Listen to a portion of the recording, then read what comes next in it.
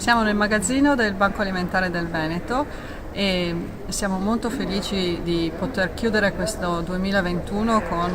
un record mai raggiunto fino ad ora. Abbiamo superato le 6.000 tonnellate di prodotti alimentari raccolti e pronti per essere distribuiti nel corso del prossimo anno alle oltre 445 associazioni che assistono le persone in difficoltà in Veneto.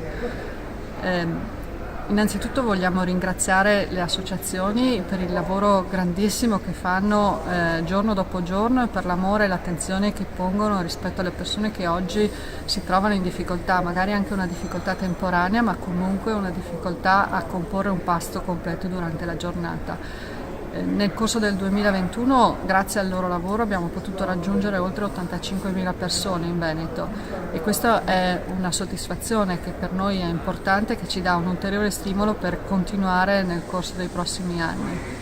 La cosa che più